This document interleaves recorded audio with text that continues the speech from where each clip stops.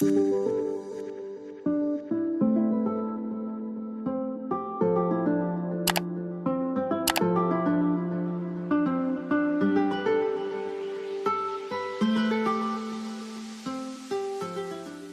back to Restoring Sean. Today is episode 3, the history of the manor and what the game plan is going forward. This could be, should be, might be the last long-winded video talking about anything that really doesn't have to do with restoring a house. So without further ado, let's dive in and start discussing the manor.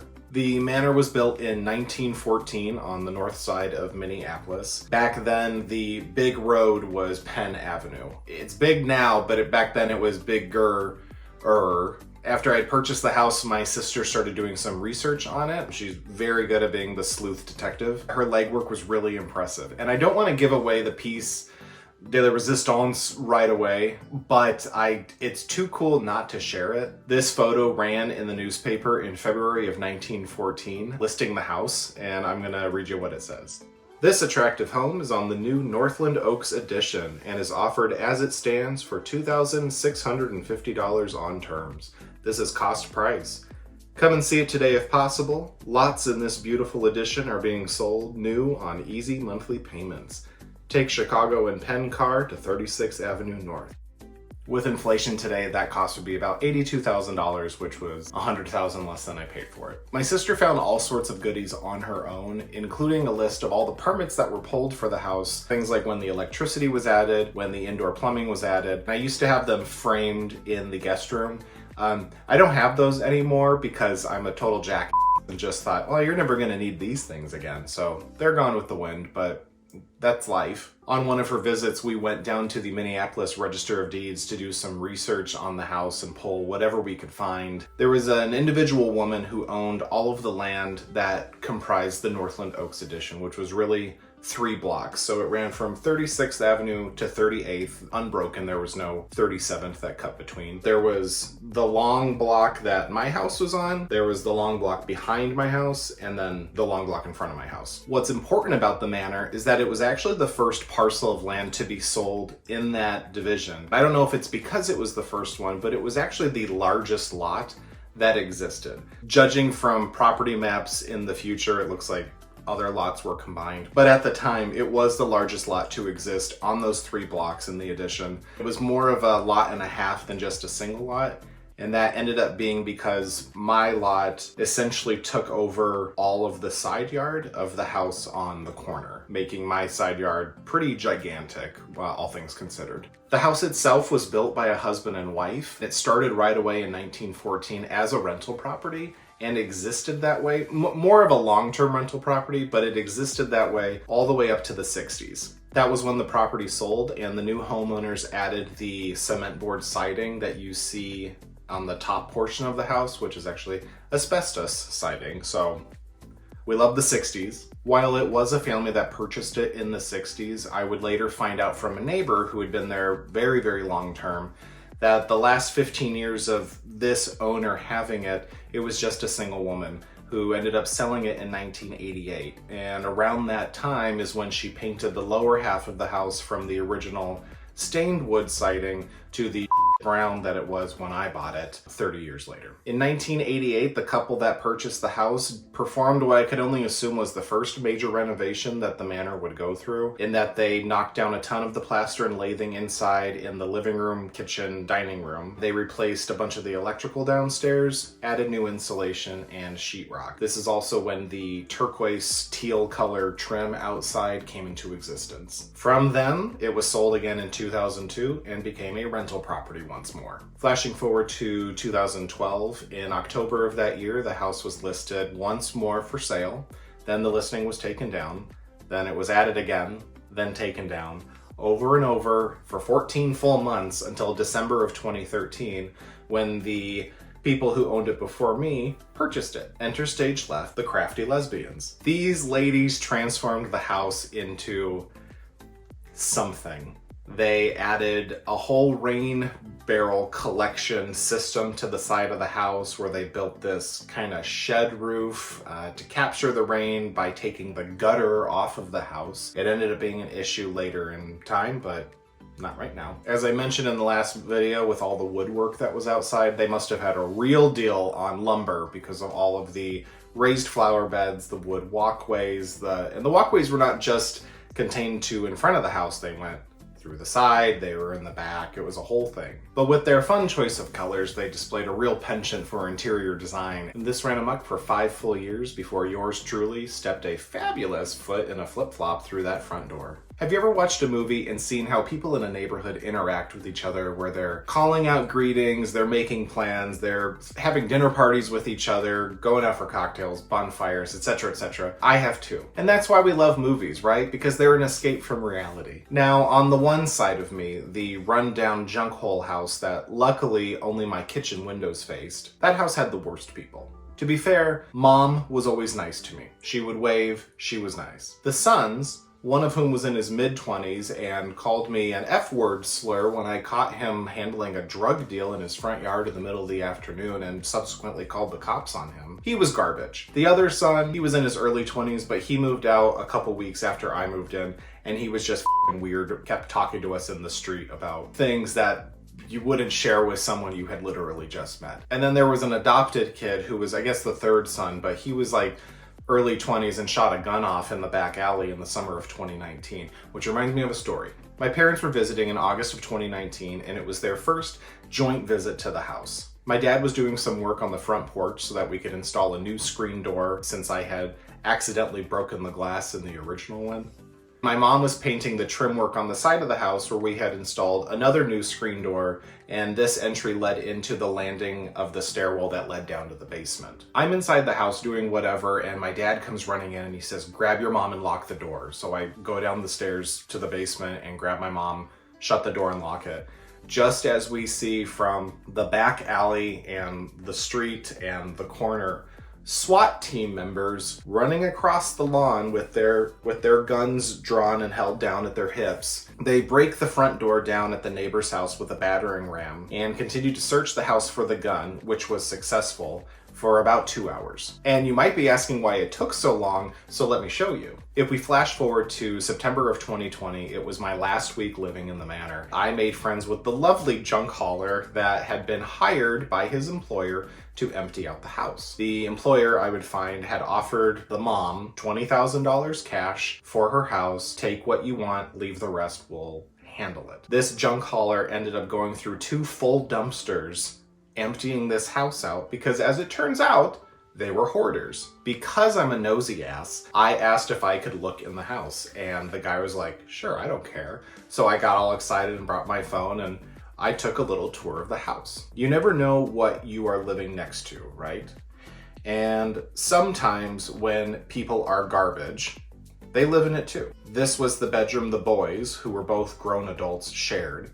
So it's no wonder that the gun was hard to find. But living on the other side of me, on the corner, let's talk about Jake and Allison. Cat lovers, movie nerds, realistic and sarcastic millennials, and truly lovely people. These are 2 of the best people you could ever imagine living next door to. And I'm gonna gush here for a second because I can. They made me feel so welcome in this neighborhood where I just felt like a fish out of water. You move into a new space, you're the new person automatically. Duh. I just felt like I stuck out like a sore thumb, and I weirdly, and this is like a weird self-conscious thing, but like, I just felt stupid every time I was outside because I felt like people were watching me. There's no reason for that, it's just how I felt. There was an awkward first meeting. I think I was emptying my car out, but I was down by my garage, and their backyard had a chain link fence that ran along my driveway, back by the alley. Allison came over to say hello and just scared the out of me, which isn't hard to do. But from that point on, we were all buds. Bonfires and cocktails and brunches and movie nights. And this went on for just about 2 years until they moved away in early 2020 south of the city. And then I, of course, moved later in that year north of the city. So we were pretty far apart, not farther than we are now, but we still chatted and we made time for each other when it was possible. It's never as much as you want, but we still try. Jake, after all, made the intro to these videos. Now, in the last video, I mentioned that if you lived west of Penn Avenue, you were technically in the Robbinsdale area near the Parkway, and it was really nice there. And I did not live on that side of Penn Avenue. I lived east in what is referred to as the Falwell neighborhood. I remember when I bought the place, everyone saying, oh, that's the place to be. Oh, this is the neighborhood you want to be in. It's changing so fast, which is really just the white person way of saying that a neighborhood is being gentrified. Well, it wasn't changing fast, if at all. The neighborhood was incredibly run down, and it was filled with the wrong kind of people, including my white neighbors that I called the cops on for their drug deal. There were domestic disturbance issues. There were cop cars all the time. You had cars idling in front of your house for hours on end into the middle of the night. But it was the screaming fights in the street, the gunshot in the alley that I mentioned before, and that's in addition to the other gunshots that you would hear. The constant ambulances, because the trauma center for North Memorial Hospital was maybe a mile away. There was always something. It didn't look safe, it didn't feel safe, and that's because it just flat out was not safe. Enough history, I know, get to it, I know. Firstly, this series on the Manor will not actually be in the order of progression as things happened in the house. There were days where I would work on 3 rooms at a time. That is just the vortex of me. Instead, what made sense was to break it down by room, from move in to move out. We'll start inside the house because 96% of that first year was spent in the house, and then we're going to move outside as the painting and gardening and landscaping started to happen. Right now, we're going to chat in a real high level of everything that I wanted to do. The living room had not been painted since at least 2012. I don't know what it looked like pre that, obviously. That was going to be the first order of business. In addition, this room had the most issues with the trim, so like the baseboards and window casings, because they changed throughout the room. So that also kick-started my journey of painting all the trim in the house. All electrical outlets needed to be replaced, all switches needed to be replaced, the blinds needed to be taken down, new drapery rods, and the windows needed to be painted. Also, the floors were going to be refinished at some point. In the dining room, this is the same as the living room. It had been this green color since at least 2012. It was going to get painted to match the living room, ceiling and walls, but the ceiling fan, I was going to have that stay. The built-in that I thought was original was actually kind of a combination of things. The bottom portion, yes, that was original to the house. The top portion was really adjusted and messed with in the 90s when they added mirrors and shelving to it. I wanted to move the lighting from the sides on the trim up to the top and then get rid of all the shelves. All the trims, door frames, windows, electrical outlets, switches, all of that needed to be replaced, and of course the floors. In the kitchen, this is the first room where I realized we actually had some problems with the house. 2 days after purchasing the house, I decided for some reason I was going to go to Wisconsin for the weekend. I don't know why. I think it was to meet my friend Tina's little boy for the first time because she'd just given birth a couple months earlier. I decided I was going to take a bath in the big clawfoot tub, so I did. As it filled up, I kept hearing a water splashing sound. Upon leaning over the tub, realized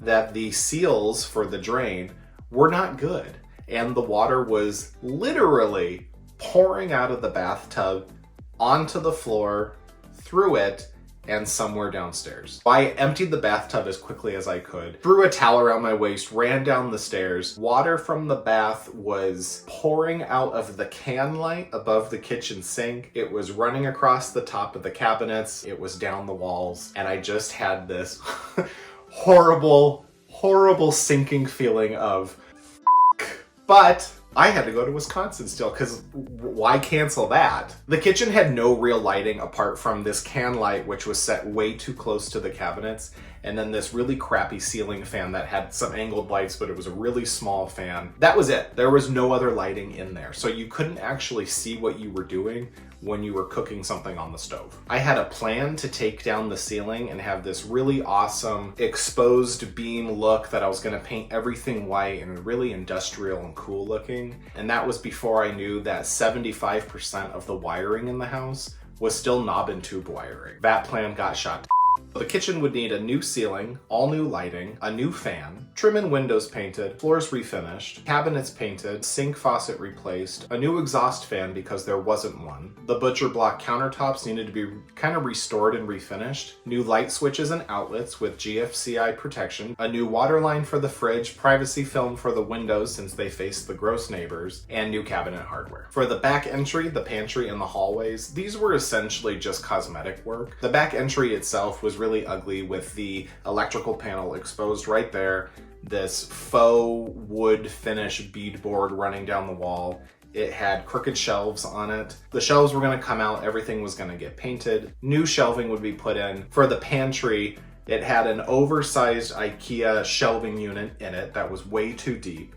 And then across from it, you can't see it in the picture, but across from it was another shelving unit. Both rooms would get new lighting, painted from top to bottom. Neither of them had the baseboards finished, so baseboards were all added and refinished and painted. New light switches, new outlets, window trim painted, privacy film added on the window. In the downstairs hallway, there was this little nook between the stairs that went to the basement and the front foyer. And in that nook was another IKEA cabinet. It took up the entire space, but when you open the doors, it was only like 6 inches deep. So you really couldn't store anything in there. So I have no idea what they actually used that for. That was gonna need to come out. Everything would need to be, you guessed it, repainted, new lighting, some wiring love. The basement stairwell needed to get painted too. The upstairs hallway was similar, with basically just new painting on everything and some new switches. In the foyer and stairwell, once again, painting everything. Painting the walls, painting the ceiling, the trim, door frames, window casings, replacing all the outlets and switches, painting the stairs, restaining the stairs themselves, refinishing the front door with new hardware and an actual security lock. For the guest bedroom and office, the guest bedroom actually needed the least amount of work in the house. Really, it was just painting everything and then replacing the sconce light. That was the only source of light in there, and also losing the blinds. For the office, it needed a little bit more work. There was the little jut out that had been added, I don't know at what point, maybe in the 90s, but it was taking advantage of the wasted space above the stairs. It was just a plywood floor with no baseboards in it. Walls and ceiling, of course, being painted, new outlets, new switches. The closet was missing its door, and in the garage, there were actually like 4 or 5 doors that had been taken from the house at whatever point. I needed to see if one of those was actually going to fit this closet. I don't know why you would take a door away, but they did. I also never replaced the boob ceiling light in here. I don't know why, but it just never happened, and that was an oversight on my part. Also had to refinish the floors in here. The primary bedroom had this massive black armoire from IKEA. They loved IKEA and didn't want to take any, apparently. It was tucked into the corner by the door that led out to the balcony. In order to get that out, it had to be dismantled because it was too big to fit through the doorway. Once that was taken apart, you guessed it, surprise of surprises, the room needed to be painted. Ceiling, walls, trim, baseboard, window. Interesting to note though, before the crafty lesbians purchased the house,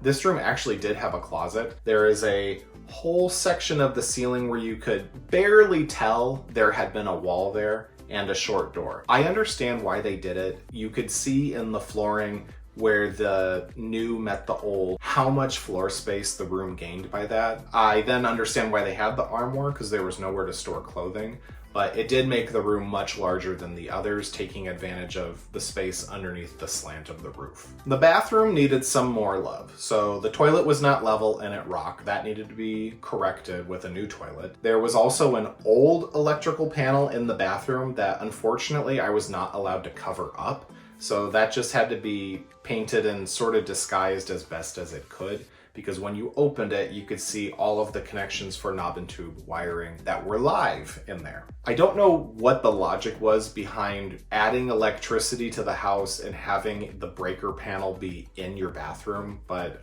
maybe they just did things differently in the 30s. I needed to remove a medicine cabinet, take the mirror down, add a new medicine cabinet that had a mirror on it, add some shelving, another light, replace the can lights because they were not insulated for a bathroom, which meant that all the humidity from your shower and bath was going up into the attic. So that all had to be corrected. And then of course all the paint, the electrical outlets, the switches, yada yada. Now we are going to move onward to the bigger issues, which were outside. First up is the garage. The garage did not have a power source. The way that they got electricity to the garage was running an extension cord from the back of the house down the fence and into the garage through a literal hole in the wall. The garage was overrun by neighborhood cats that lived up in the rafters of it, and the actual garage door, one, it didn't open because it had been damaged years earlier from a car accident that had been fixed, but the door didn't open because the wheels for it were broken. There was also no electrical garage door opener for it. The man door on the side of the garage needed to be replaced. The rotting wood siding on the side of it needed to be replaced, in addition to on the front where they had these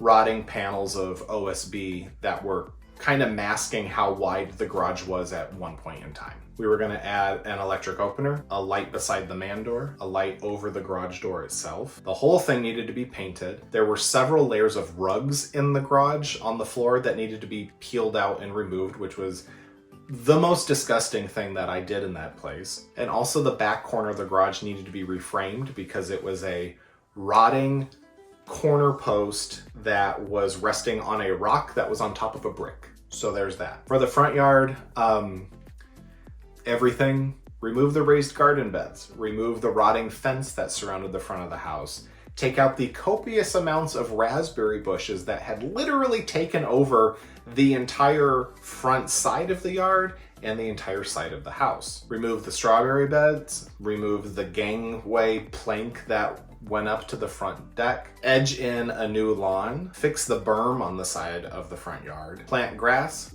bushes, a new tree, pour the pavers that lead around to the side of the house, and rebuild the fence. For the patio in the backyard, much the same as the front yard, it was removing the weeds.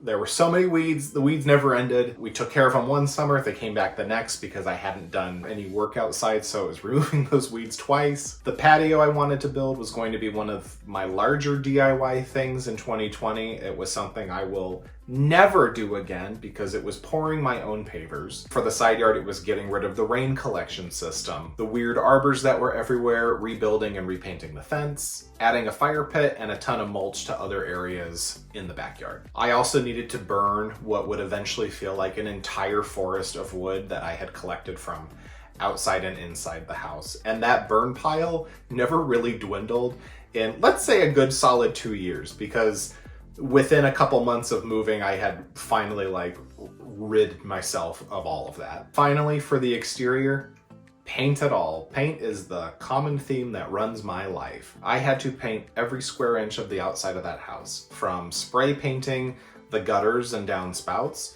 to hand brushing all of the wood siding, to using a roller on the cement board. I had to tear all the screens off of the front porch, rebuild the supports for that, add in some vertical boards that were gonna denote where the front porch was, and ultimately make it feel intentional. Rebuild the front deck and make it wider, new screen doors, new lighting, and don't forget, a brand new roof that I ended up putting on a few months before moving. Fun story on that. That wraps our video for today. Thank you so much for bearing with me as we've hammered out the details of who I am, how I found this house, and everything that I wanted to do to it. And something to note about these videos, you're gonna be seeing lots of cats in them. I have 2 cats. They show up a lot. Please like and subscribe underneath this video. Share it if you're cool. And I will catch you all next week when we go through the living room of the manor on episode 4 of Restoring Sean. I'll see you then.